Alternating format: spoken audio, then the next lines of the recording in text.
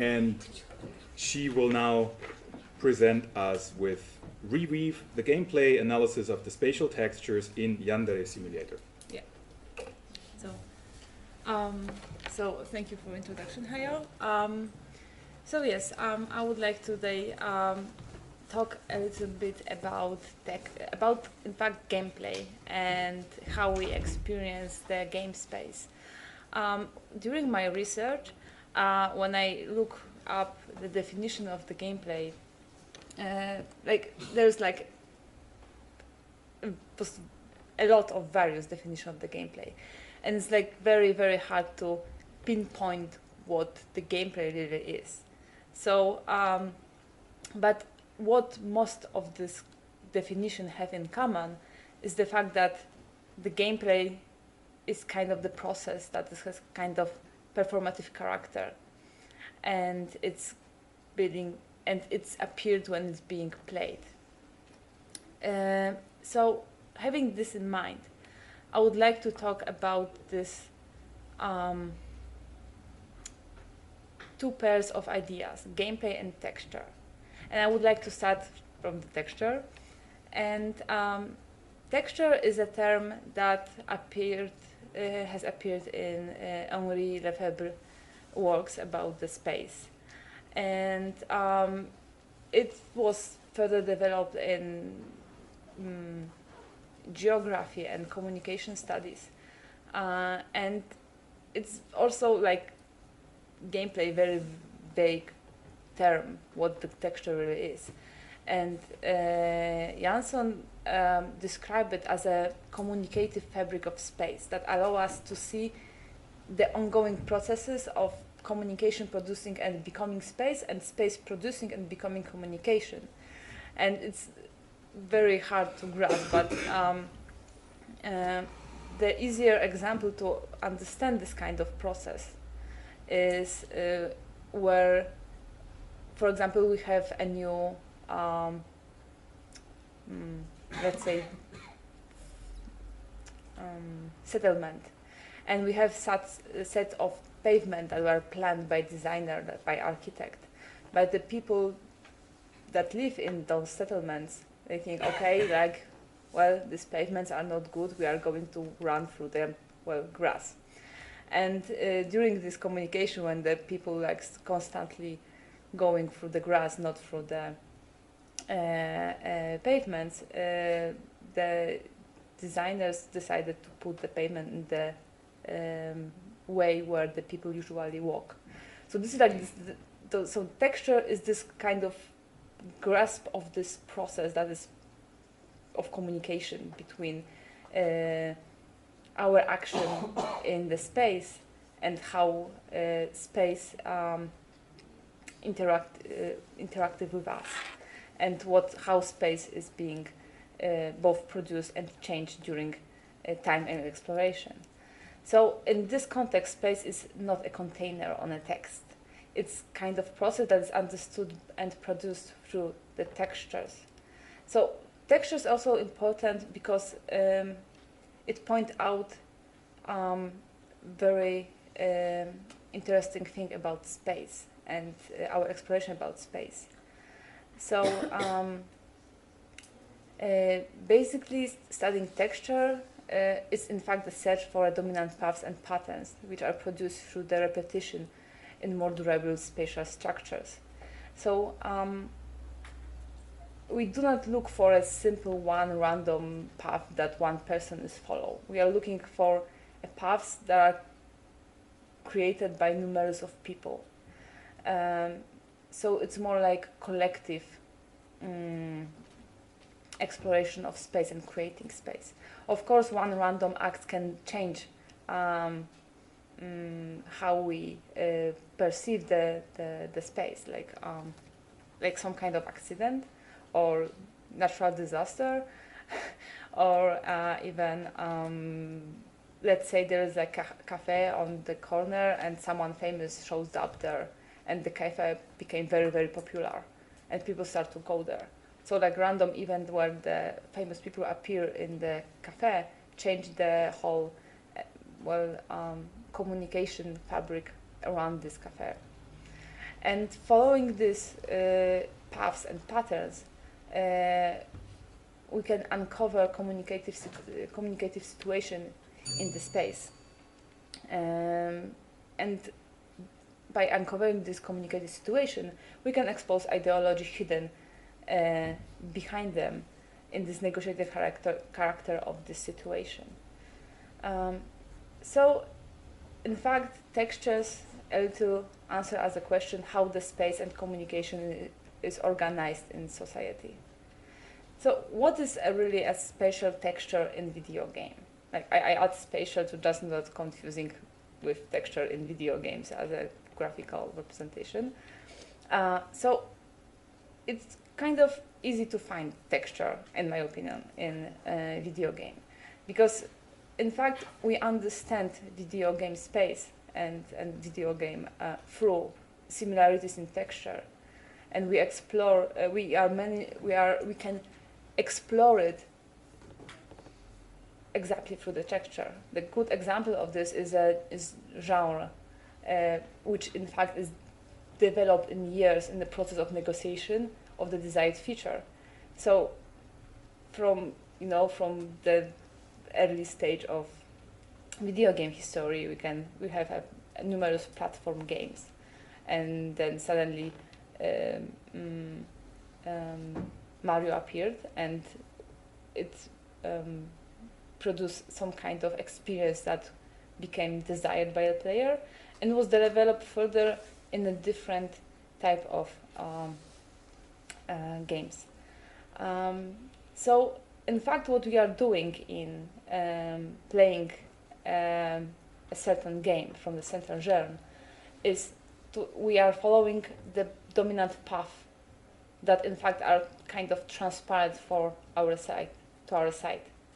So it appears something very, very natural. And this is like this kind of dominant path, like dominant discourse that is put on us as a players. And sometimes it is like uncovered, like showing us, okay, so you are just being, educated to do this stuff by layers of experience and layers of following the special texture.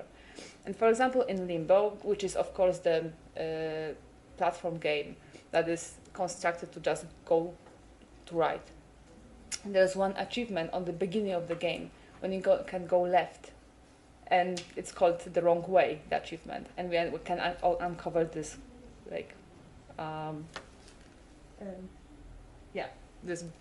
It is an egg that is glowing, but this is like this kind of example showing us that how we are in fact attached to the certain textures in the game, that we have to defy the texture to find something new in the game. But it do not have to be a genre. Another example of texture is that, in fact, okay, but I just hope there is no sound.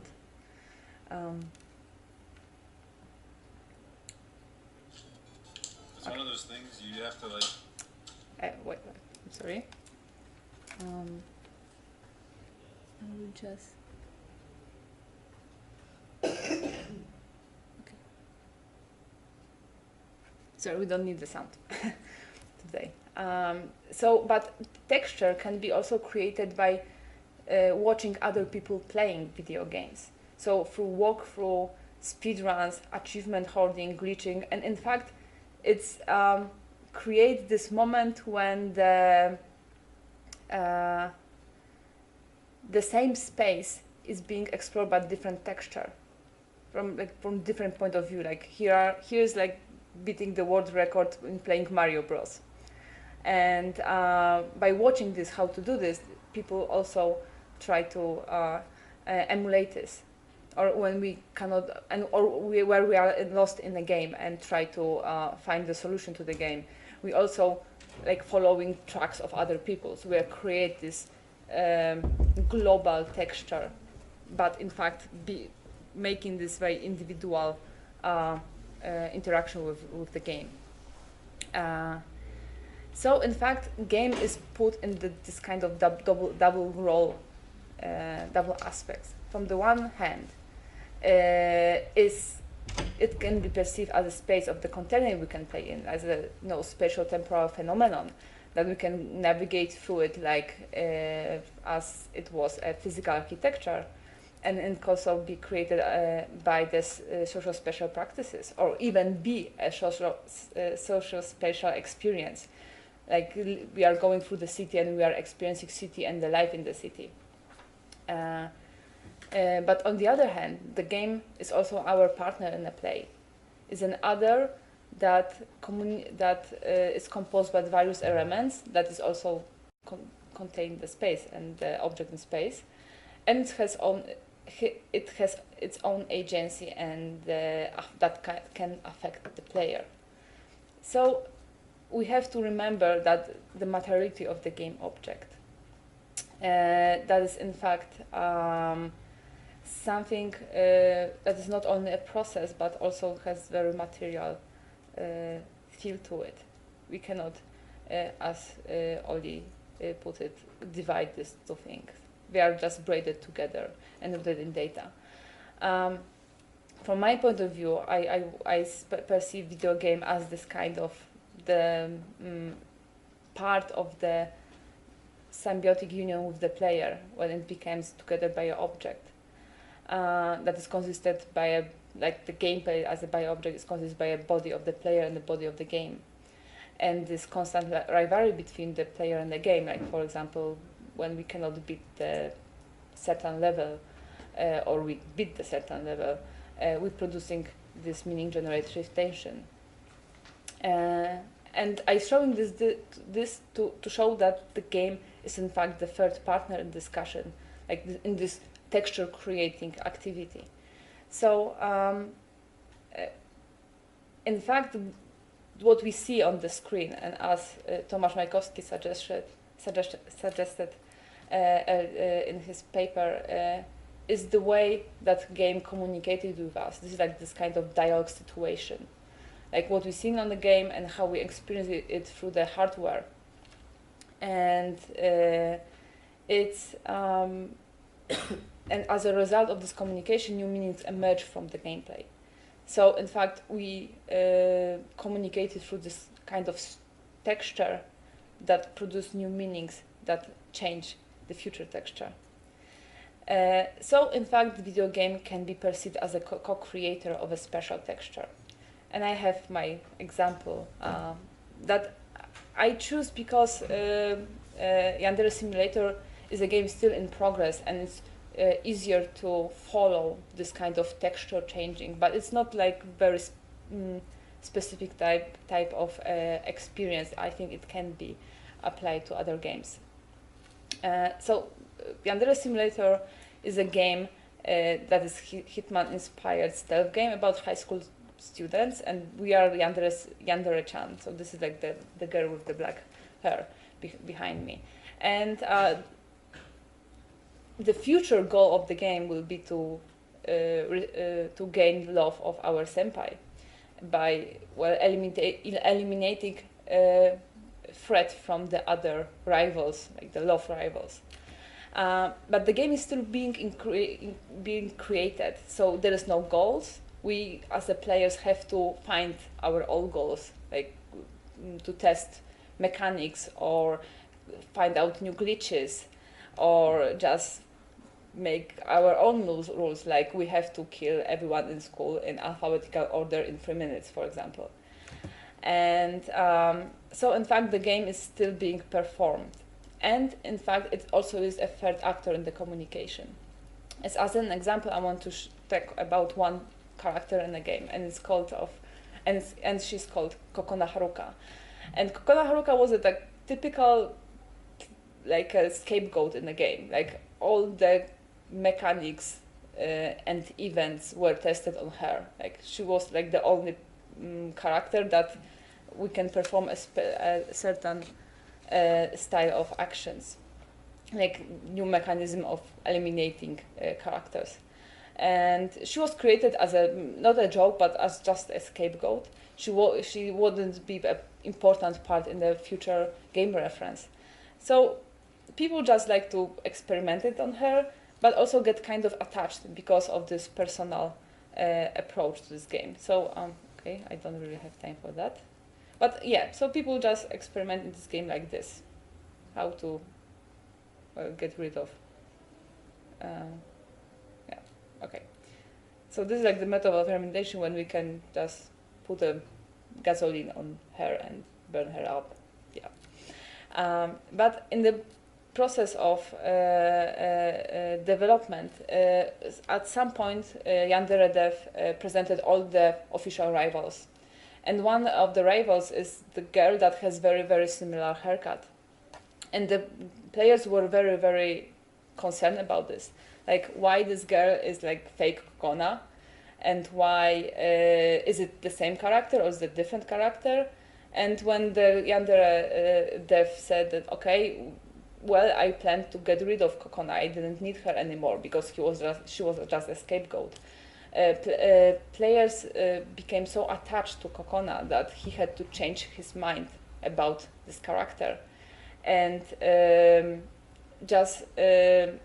Kokona became important part of Yandere Simulation experience for them. So she has to be a permanent addition. So in fact, the texture has to be reviewed by the developer to change his original concept and the theme of the game. So in fact, we have this kind of communication dialogue between at least three major parties. We have developer, we have game as a co-creator of meaning, because the game agency kind of convinced player to get attached to the certain character in a video game, and we also have fans that play the game. So this constant communication and negotiation new content result in new strategies of play and exploration of specific of this space, and that are very specific for this fandom. So we in fact creating new texture over and over again. So my question now to just sum up everything is, if the gameplay is a spatial texture, and this is something that I'm trying to figure it out, if it's true or if it's not true. Because when we think about gameplay as a texture, we can perceive gameplay as communicative fabric of game space. That's something it is in between, so that's why it was very hard to pinpoint what the game really is, gameplay really is. So it also allows us to see that the gameplay is constantly changing phenomenon that is being negotiated. And it allows us to focus on the processes, but also on the materiality of the game, that the game is in fact the third partner in the discussion, an equal partner. And it's also related both to things we can do in the game, but also how players feel about it. Like this kind of process of becoming and producing space, and producing and becoming space. So, and the last thing I want to talk about now is this kind of problem about universal and individual experience of the gameplay. Because as I pointed out before, texture is something universal, collectively created by a lot of different individual paths. So there is but as we can see, like when we play single player game, we play on our own. So there's a question: if the gameplay is a texture, therefore is an universal experience that is created by other people, and us included, does it mean that our individual encounter with a game is something different, that we have to call it not a gameplay, but maybe, well, from my point of view, it would be bio-object, because it's very personally very us. Like this is our own individual experience. So, so I just wanted to end my presentation on this question, and thank you for listening to me.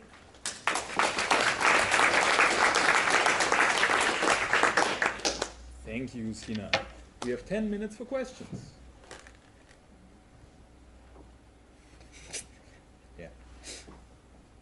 I'm getting to use this button a lot. Thank you for a very great presentation, very interesting. I'm wondering if your example is to some extent almost a false trend. Like, I don't know if you've kind of made the analysis on other games, but to me it seems very obvious since it's still in development that it's... Yeah. So the other example I find out for is Assassin's Creed series. Yeah. Because in fact from the first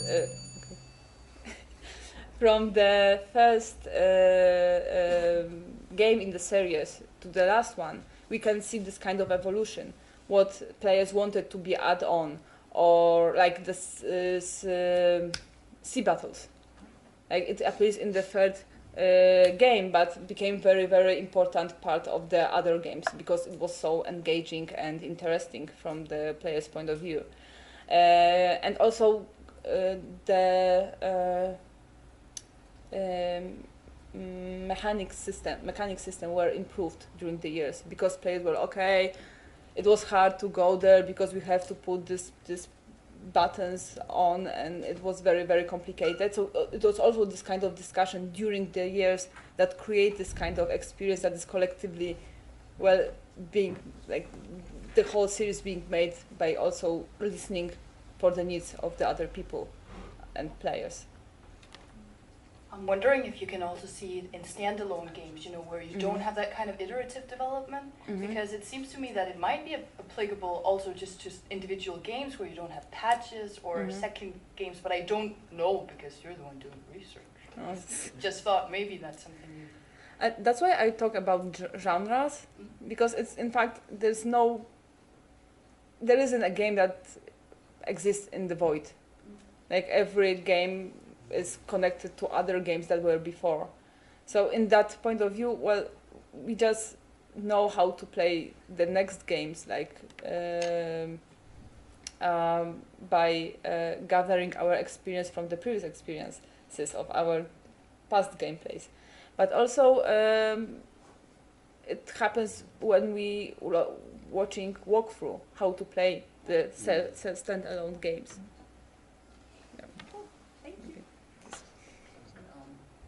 First of all, thank you very much. It's very interesting. Can you use the microphone? First of all, is that good? Yeah. Thank you very much. It's very interesting object of research. My question is this. My question is there any specific analysis of Japanese culture in the way that you're doing your research about Yandere games? Because I think in a way it's a kind of like a subversion of the men and women relation in Japan. Usually the women are traditionally depicted to be more passive, and we can see that the women are way more aggressive in pursuing of men. Is there any specific cultural reading or?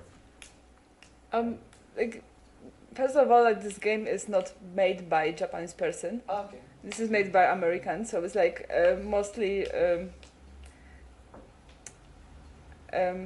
let's say, Japanese animation fandom fantasies about certain tropes in culture. So I do not really get inside the cultural point of this game, because I just wanted to focus on something like bigger, as a system related, not like, yeah. Thank you. And yet it's not possible to look past what might be thought of as a cultural approach. Yes, I agree. I totally agree. Yeah. It's a total misunderstanding of the dynamics. Yeah. And like, also, that's why I also like talking about this game, because that's also the cultural thing. Like, we can do a lot of like murderous stuff in the game, but when the dev say that okay, there will be a mechanic that would allow us to cover our tracks by killing a kitten, and that in that way the police dogs wouldn't uncover the bodies, and in fact all the fans were like, oh no, we cannot kill a kitten, but apparently we can kill a whole bunch of high school students in the video game. So yes, it's also this kind of cultural thing that it's also important to understand how the texture is working and how it's being negotiated. So it is like very, very important to follow. And this is also what textures pointed out. Like, we have to understand why these processes of communication appeared during our play. Yep. Peter. Should I use the microphone? We can. Hi. Hi. Thanks for the presentation. What would be, if you used cognitive mapping instead of textures, what would be the different results you get from the, like, I really liked how you talked about genre and the textures that people associate with this is what I do in this sort of space.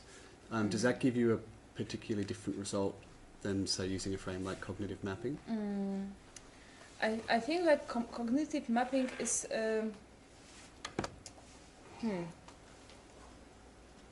I think there's a difference between two of those ideas. For once, like, we can create cognitive map only for one person. We can have our own personal cognitive map, for example, of the our childhood hometown. Yeah, it would be very, very personal, and that it would be a map that only us will understand how it works and how to, you know, manipulate it. And also,